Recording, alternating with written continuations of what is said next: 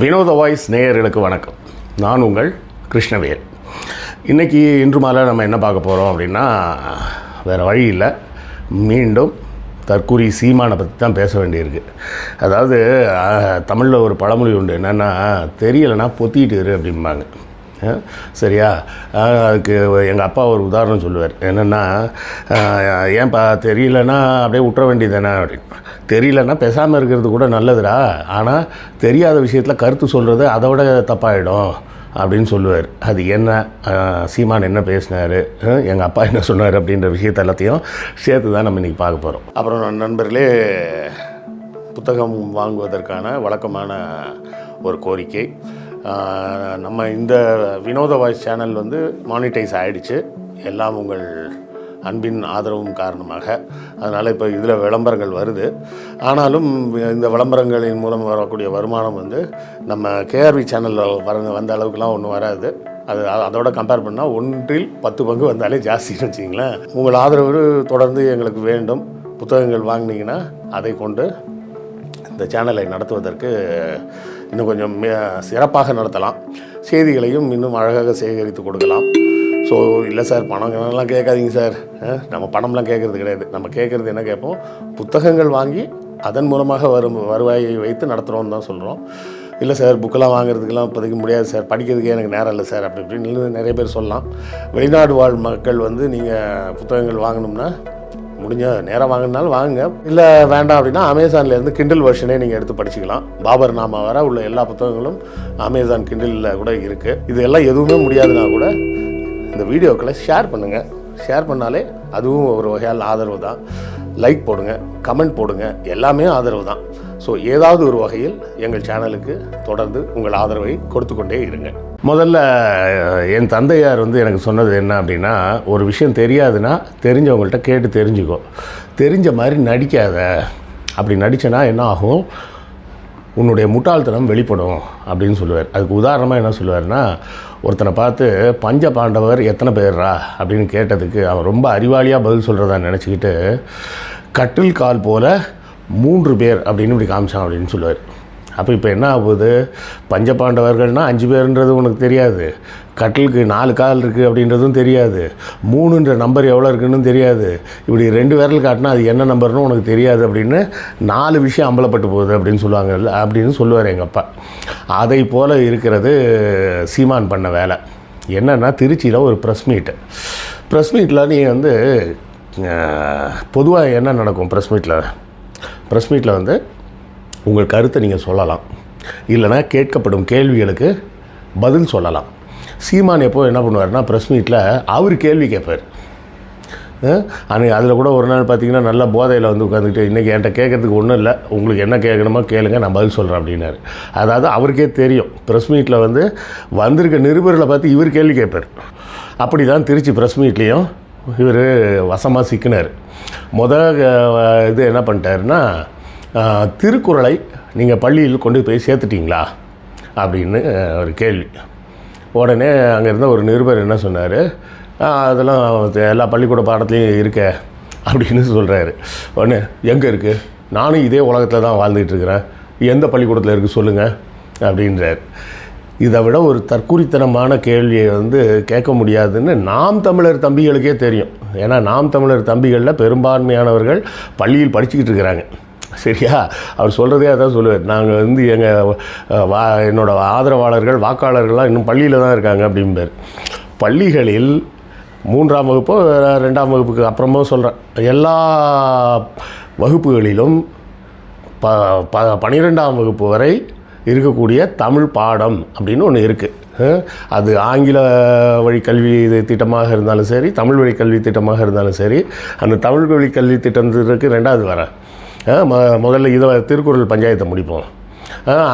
எல்லா எல்லா வகுப்புகள்லேயும் தமிழ்னு ஒரு தனி பாடம் இருக்குது. அந்த தமிழ் பாடத்தில் திருக்குறள் கட்டாயமாக இருக்கிறது அப்படின்றது சீமானுக்கு தெரியாது அப்படிங்கிறது வேடிக்கையான ஒரு விஷயம். ஏன்னா இந்த விஷயம் அந்த பள்ளியில் படிக்கக்கூடிய நாம் தமிழர் தம்பிகளுக்கே தெரியும். என்ன தம்பிகளே, உங்கள் அண்ணன் சீமானை நான் திட்டுறேன்னு நினச்சிக்காதீங்க, உங்களுக்கே தெரியுமா தெரியாதா, நீங்கள் ஸ்கூலுக்கு எடுத்துகிட்டு போகிற தமிழ் புக்கில் திருக்குறள் இருக்கா இல்லையா உங்களுக்கே தெரியும். அப்போ உங்கள் அண்ணனுக்கு அது கூட தெரிலனா தற்குறின்னு சொல்லாமல் என்னத்தை சொல்ல? இதை விட வேடிக்கை என்னென்னா, திருக்குறளை வந்து எங்கே கொண்டு போய் சேர்த்திங்க சொல்லுங்கள் அப்படின்றார். நாம் கேட்குறோம், திருக்குறளை வந்து கொண்டு போய் சேர்த்தது யார் முதல்ல? அயோத்திதாசர் பதிப்பிச்சார், ஆங்கிலேயர்கள் பதிப்பிச்சாங்க, ஜியு போப் பதிப்பிச்சார், எல்லாமே உண்டு. ஆனால் அந்த திருக்குறளை மாநாடு நடத்தி பரப்பியவர் பெரியார். அதை அந்த திருக்குறளை அரசு பேருந்துகளில் எல்லாம் எழுதி வைங்கன்னு சொல்லி சட்டம் கொண்டு வந்தவர் அண்ணா. அந்த திருவள்ளுவருக்கு வள்ளுவர் கோட்டம் கட்டி கன்னியாகுமரியில் வானுயர சிலை வச்சவர் கலைஞர். அப்போ இதெல்லாம் தாண்டி கலைஞர் வந்து குறளோவியம்லாம் எழுதியிருக்கிறாரு. அதுவும் போக திராவிட இயக்கத்தை சார்ந்த பலர் வந்து திருக்குறளுக்கு உரை எழுதியிருக்கிறாங்க. நான் கேட்குற சீமான், நீங்கள் ஒரே ஒரு திருக்குறள் புக்காவது பதிப்பிச்சிங்களா? உங்கள் நாம் தமிழர் தம்பிகளுக்கு கொடுக்கறதுக்காவது ஒரு திருக்குறள் புக்கு பதிப்பிச்சிங்களா? அதுவும் கிடையாது. அப்போ நீங்கள் என்ன தான் செஞ்சீங்க திருக்குறளுக்கு? நீங்கள் ஒன்றும் செய்யலை. ஆனால் செஞ்ச ஆட்களை பார்த்து கேள்வி மட்டும் கேட்குறீங்க. இதை விட கொடுமை என்னென்னா, ஏங்க ஒரு 10 திருக்குறள் சொல்லுங்கள் பார்ப்போம் அப்படின்னு அந்த பத்திரிகையாளரை பார்த்து இவர் கேட்க, அவர் பதிலுக்கு ஏங்க நீங்கள் சொல்லுங்கள் பார்ப்போம் அப்படின்னு கேட்க அண்ணன் வந்து பதறிட்டார். நான் சொல்லிட்டா நீங்கள் என்ன செய்வீங்க அப்படின்றார்.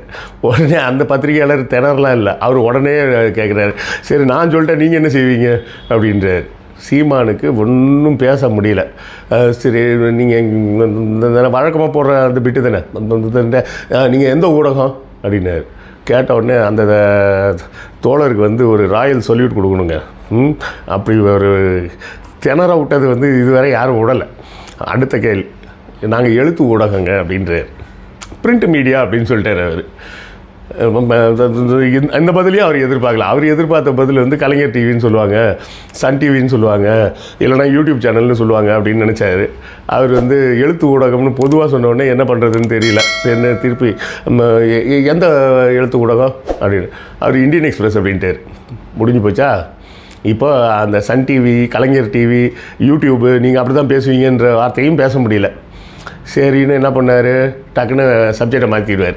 மாற்றி எங்கே போயிட்டார், தமிழ் வழியில் பாடம் சொல்லி கொடுக்குறீங்களா அப்படின்றார். ஆடா லூசு பாயில் அப்படின்னு தான் கேட்கணும். உங்கள் நாம் தமிழர் தம்பிகளே நிறைய பேர் வந்து தமிழ் வழி கல்வியில் தான் படிச்சுட்டு இருக்காங்க. அரசு பள்ளிகள் இருக்குது. கிட்டத்தட்ட 40,000 பள்ளிகள், 38,000 40,000 பள்ளிகள் இருக்கும் தமிழ்நாட்டில். அத்தனை பள்ளிகள்லேயும், அது பூரா நான் சொல்கிறது ஃபுல்லாக அரசாங்க பள்ளிகள். இந்த அத்தனை அரசு பள்ளிகள்லேயும் தமிழ் வழி கல்வியும் இருக்குது, ஆங்கில வழி கல்வியும் இருக்குது. உனக்கு எப்படியா தெரியும் அப்படின்னு கேட்க வேணாம், எனக்கு நல்லாவே தெரியும். ஏன்னா என் மகனே அரசு பள்ளியில் தான் படிக்கிறான். சரியா? நான் ஊருக்கு உபதேசம் பண்ணுறவெல்லாம் கிடையாது. என் மகனும் அரசு பள்ளியில் தான் படிக்கிறான். 10ஆம் வகுப்பு முடிச்சுட்டு இப்போ 11ஆம் வகுப்பு போகிறான். அங்கே தரம் இல்லை, அது இல்லை, விளக்கெண்ணெய் இல்லைன்னு ஏதாவது கதை விடுவாங்க. அதெல்லாம் நம்பாதீங்க.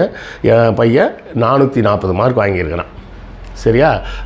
உங்கள் பையன்றதுனால வாங்கியிருப்பான் அப்படி இப்படின்லாம் சொல்ல வேண்டிய அவசியம் இல்லை. என் மகன் வாங்கியது அந்த பள்ளியில் 3வது மதிப்பெண். சரியா? முதல் மதிப்பெண் வந்து 485, 2வது மதிப்பெண் 470, 3வது இடத்துல தான் என் பையன் வந்து 440 மார்க்கு. சரியா? அப்போ அங்கே வந்து தரம் இல்லைன்னு சொல்கிறது, இதை உருட்டுறது எல்லாமே சும்மா போய். என் பையன் படித்த அரசு பள்ளியில் 100% எல்லாரும் பாஸ் பண்ணிட்டாங்க. ஒருத்தர் கூட ஃபெயில் ஆகலை. சரியா? இங்கே தாங்க எம்ஜிஆர் நகரில் தான் இருக்குது அந்த அரசு பள்ளி. உனக்கு ஒன்றும் தெரியலைன்னா வாயை மூடிட்டு இருக்கணும். பஞ்சபாண்டவர் எத்தனை பேர்னு கேட்டால் கட்டில் கால் போல் 3 பேர் அப்படின்னு 2 பேர்லாம் காட்டக்கூடாது. சரியா?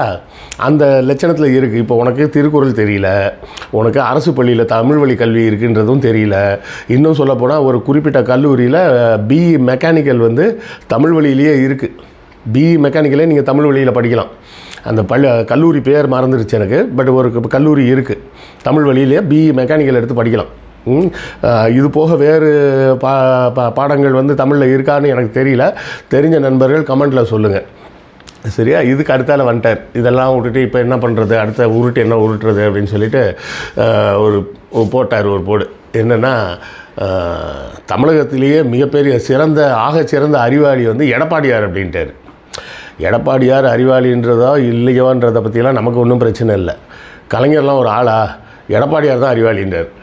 ஏன்பா தொல்காப்பியத்துக்கு உரை எழுதியிருக்காரு, குறளோவியத்துக்கு உரை எழுதியிருக்கிறார், இன்னும் என்னெல்லாமோ எழுதியிருக்கிறார். அவர் எழுதின எழுத்துக்களை படிக்கிறதுக்கே நமக்கு நாள் பத்தாது. ஒன்றும் இல்லை, அவர் தம்பிக்கு எழுதிய கடிதங்கள் மட்டுமே 15,000 ரூபாய் அந்த புத்தகம் கௌரவ பதிப்பகத்திலேருந்து வெளியிட்டிருக்கிறாங்க. சுமார் 4,000க்கும் மேற்பட்ட கடிதங்களை தொகுத்து வெளியிட்டிருக்கிறார்.